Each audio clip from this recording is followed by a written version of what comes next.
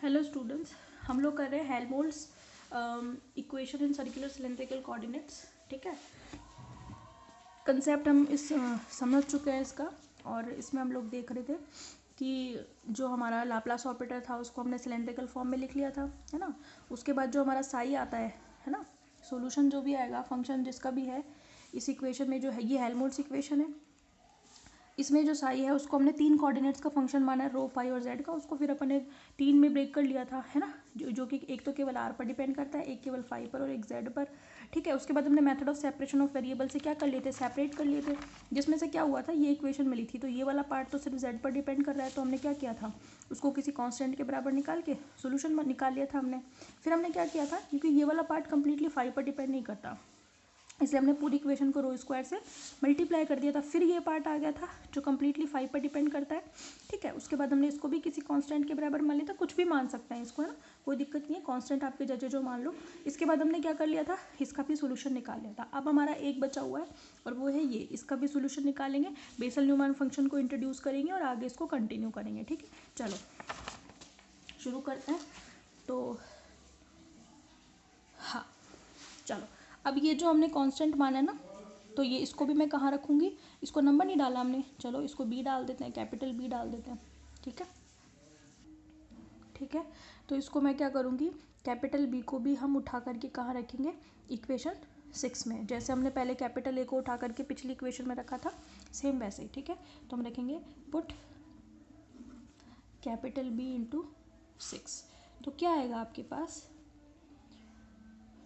रो, ठीक है, चलो एक स्टेप बढ़ा देंगे, R rho del by del rho, rho del are by del रो।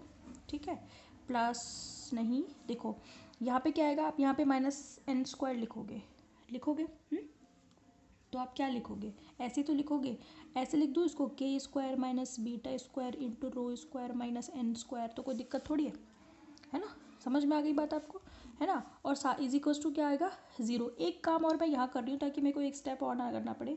ये जो आर रो है, क्या इसको मैं इधर लिख सकती हूँ, समझ में आ गई, लिख सकती हूँ कि नहीं लिख सकती, तो मैं इसको हटा रही हूँ आर रो को और मैं यहाँ लिख सकती हूँ। ठीक है, सही है भाई। अब देखो ये वाला पार्ट कंप्लीटली किस पर डिपेंड कर रहा है, रो, आर वाला झंझट भी हमने यहाँ पर ले गए। अरे भाई एल्जिम ले लिया, तो हम इसको हटाया हमने, यहाँ लिख लिया। आपको दिक्कत आ रही है तो आप इस स्टेप को लिख ले, अगले स्टेप पे ले जाना, इधर कोई उसमें दिक्कत नहीं है। ठीक है, अब ये वाला पार्ट कंप्लीटली किस पर डिपेंड कर रहा है, रो पर डिपेंड कर रहा है। इक्वेशन नंबर कितनी हो गई, 8, तो इसको किसी कॉन्स्टेंट के बराबर मान लेंगे। ठीक है, चलो भाई कांस्टेंट के बराबर ऐसा करते हैं अपन, इसको ऐसा करते हैं, पहले इसको थोड़ा सा सॉल्व कर लेते हैं, यहीं कर लेते हैं, है ना, इसी इक्वेशन में आगे चलते हैं, नंबर नहीं डालते हैं इसको। देखें, देखो मैं इसको डिफ्रेंशिएट कर सकती हूँ कि नहीं कर सकती, ज़रा देखो तो। इसका अपन थोड़ा अलग मेथड लेंगे, डिफ्रेंशिएट करो। देखो रो के रेस्पेक्ट में डिफ्रेंशिएशन है किसका, रो का भी है और del are by del rho का, यू इंटू वी से सॉल्व करो इसको। पहले आप रो का डिफ्रेंशिएशन कर दो, है ना, तो कितना आएगा, रो और साथ में कितना आएगा,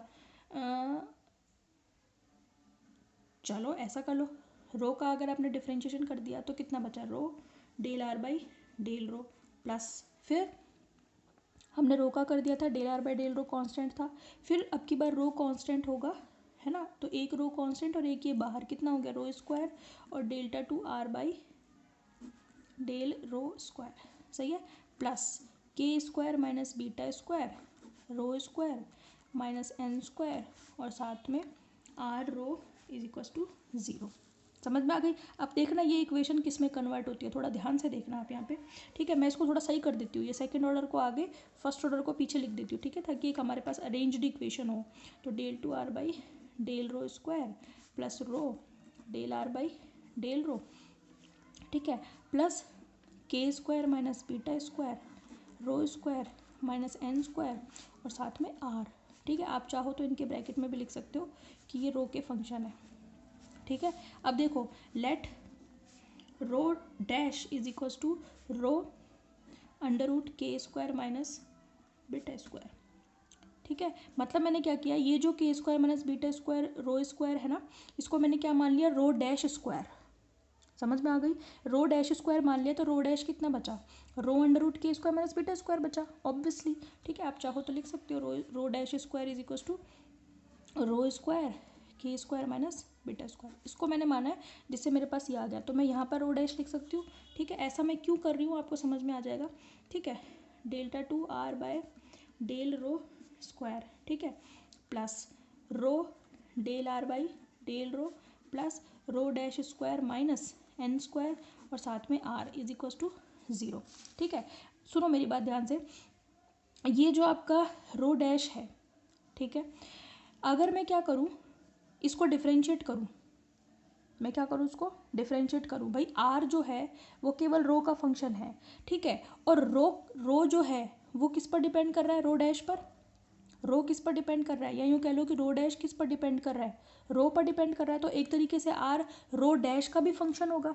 भाई r रो का फंक्शन है, हम जानते हैं, और रो डैश जो है वो रो पर डिपेंड कर रहा है किस रिलेशन से डिपेंड कर रहा है, इस रिलेशन से डिपेंड कर रहा है। तो जो r है वो रो डैश का भी फंक्शन होगा।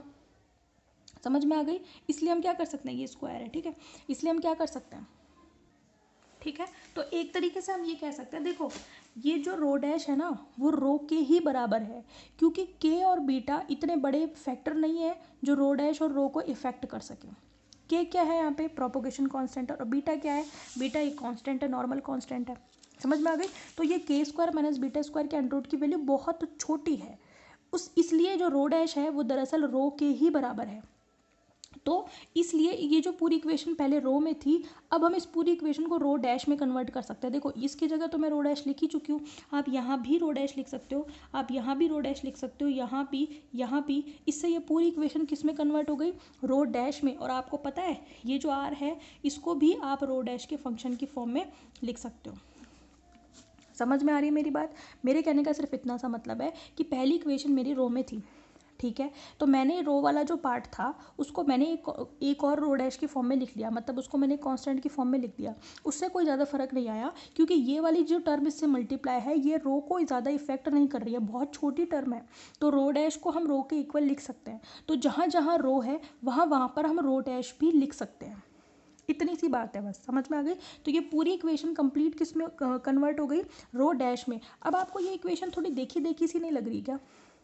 सोचो आपने कहाँ देखा है इस सेकंड ऑर्डर डिफरेंशियल को, जब हमने स्पेशल फंक्शन करे थे, याद है। सोचो, थोड़ा सा पॉज करके सोचो वीडियो को, ठीक है, और याद करो। इसको डाल रही हूँ मैं इक्वेशन नंबर 8। आपको पता है ये कौन सी इक्वेशन है, ये बेसल समीकरण है, ठीक है। तो हम क्या लिखेंगे, this equation is Bessel's equation, Bessel differential equation, ठीक है। याद है आपको बेसल डिफरेंशियल इक्वेशन ऐसे थी, X square Y double dash plus X Y dash plus X square minus N square Y is equal to 0। आप देखो मैंने पूरी सॉल्व करवा रखी है और ये पूरी इक्वेशन हमने वहीं देखी है। तो ये इक्वेशन किसकी जैसी है, किसकी जैसी नहीं, ये इक्वेशन वही है, ठीक है। बस यहाँ पर एक्स की जगह पर मेरे पास क्या है, रो डैश है, इतना सा फर्क है, और रो डैश क्या है, ये है, ठीक है। तो इस इक्वेशन का जो सॉल्यूशन है हमने किया हुआ है, हालांकि इसका एक सॉल्यूशन बेसल फंक्शन और न्यूमैन फंक्शन की फॉर्म में भी लिखा जा सकता है। सॉल्यूशन जो है मैं बता देती हूँ आपको, ये अगर डिफरेंशियल इक्वेशन है सेकंड ऑर्डर, तो उसका सॉल्यूशन हम कैसे भी लिखते हैं पता है आपको, y इज इक्वल टू, पता है क्या लिखते हैं, हम लिखते हैं इसको कांस्टेंट jnx प्लस दूसरा कांस्टेंट nnx। ये nnx क्या है पता है, ये है न्यूमैन फंक्शन, न्यूमैन फलन। समझ में आ गई बात आपको। ये है आपका कौन सा फलन, न्यूमैन फलन। ये तो आप जानते ही हो, तो बेसल पॉलिनोमियल है, बेसल बहुपद है, ये है न्यूमैन बहुपद कहलाता है, ठीक है, न्यूमैन फलन या न्यूमैन बहुपद। समझ में आ गई बात। न्यूमैन भी फिजिसिस्ट ही रहे, साइंटिस्ट के नाम पर ही है, ठीक है। तो ये जो इक्वेशन है, ये तो मैंने सिर्फ एक आपको बताया है कि ये इक्वेशन इसके जैसी है और इसका सॉल्यूशन बेसल और न्यूमैन फंक्शन की फॉर्म में दिया जाता है। तो इसका सॉल्यूशन भी तो दे सकते हैं ना हम वैसे ही। तो इसका सॉल्यूशन क्या होगा, देयरफॉर सॉल्यूशन, किसका सॉल्यूशन आएगा, आर का। आर मतलब आर रो का कह लो या आर रो डैश का कह लो, कोई दिक्कत नहीं है, आर रो डैश कह लो। तो क्या आएगा, A3, क्योंकि हम दो कांस्टेंट ले चुके हैं, A1 B1 A2 B2, ये देखो ना, ये ले चुके हैं हम, A2 B2 ले चुके हैं। तो अब क्या लिखेंगे, A3 और क्या लिखेंगे, JN rho dash plus B3 और NN रो डैश, ऐसे ही तो लिखोगे, है ना। तो हम इस रो डैश को कन्वर्ट करते हैं रो में, तो मैं इसको आर रो लिख सकती हूँ। कैसे लिखूँगी देखो ज़रा, रो डैश की वैल्यू कितनी है, ये रही, रख रही हूँ मैं, रो under root K square minus beta square. अच्छा साथ में क्या आएगा, साथ में कुछ नहीं आएगा, रो का ही तो फंक्शन है, ठीक है, प्लस B3 NN और साथ में रो under root K square minus beta square. क्या मैं ऐसे लिख सकती हूँ या नहीं, सिंपल फॉर्म में समझ में आया, इसीलिए मैंने डायरेक्ट ये नहीं लिखा, पहले ये लिखा है, समझ में आ गई। ये जो डिफरेंशियल इक्वेशन है, ठीक है, ये किसकी जैसी है, बेसल, बस फ़र्क कितना है कि जो y है उसकी जगह पर r है, जो x है उसकी जगह पर रो डैश है। तो x वाली का सोल्यूशन हम ऐसे लिख सकते हैं, ठीक है, तो फिर हम रो वाली का सोल्यूशन कैसे लिख सकते हैं, रो वाली का सोल्यूशन हम कैसे लिखेंगे, ऐसे लिखेंगे। सोल्यूशन किसका मिलेगा, आर रो डैश का, किसकी फॉर्म में मिलेगा, रो डैश की फॉर्म में मिलेगा, तो मिल तो रहा है, और किस किस फलन की फॉर्म में मिलेगा, ये बेसल फलन या बेसल बहुपद, और ये है न्यूमॉन बहुपद। समझ में आ गई, तो इसको हमने डाल दिया इक्वेशन नंबर 9, और हम यहाँ पे बता देंगे where JN rho dash is Bessel polynomial and NN rho dash is Neumann polynomial.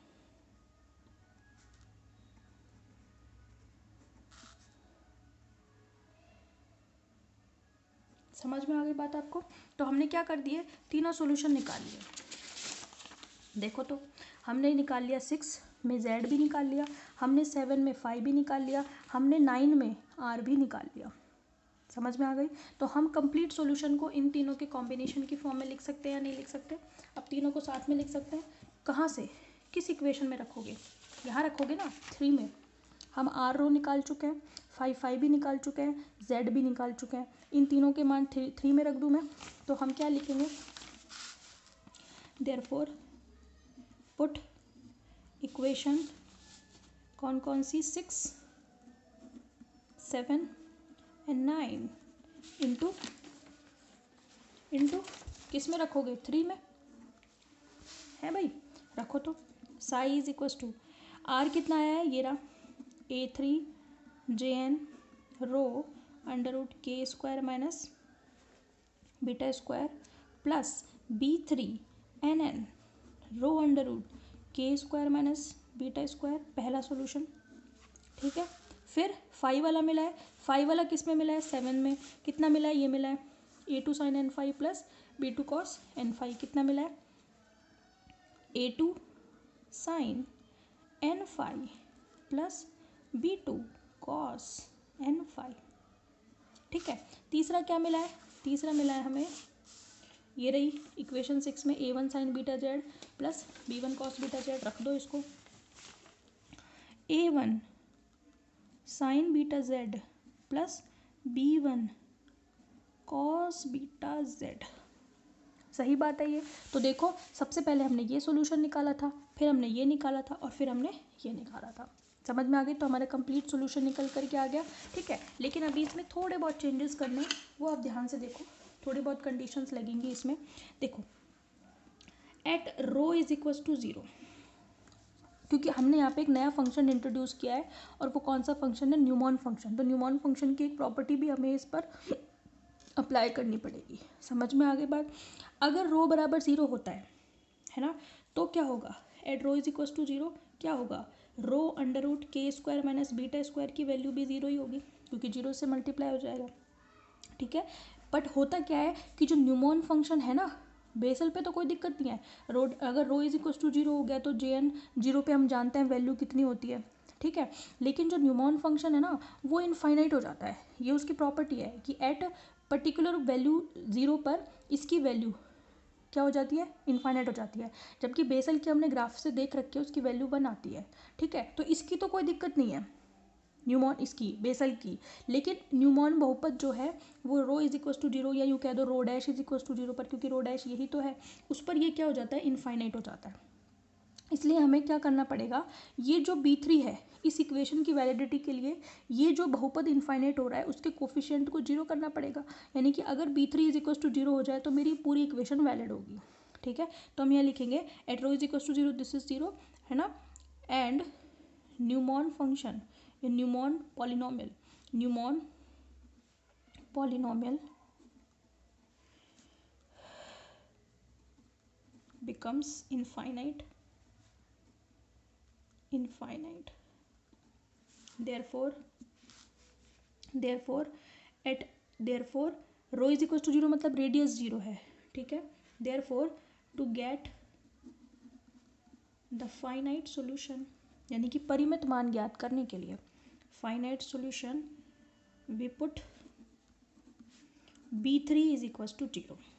B3 क्यों कर रहे हैं B3 को जीरो, क्योंकि ये इनफाइनाइट वाला बहुपद आ रहा है इसके साथ, तो जो इनफाइनाइट वाला बहुपद है उसके कोफिशिएंट को जीरो कर दो तो इक्वेशन मेरी वैलिड हो जाएगी, तो ये वाली टर्म हट जाएगी। तो सोल्यूशन क्या मिलेगा मुझे, साई इज इक्वल टू क्या बचेगा, ये हटा दो बस, A3JN रो है ना, K² माइनस बीटा स्क्वायर है ना, और A2 sign N5 B2 cos N5 और A1 sign beta Z plus B1 cos beta Z।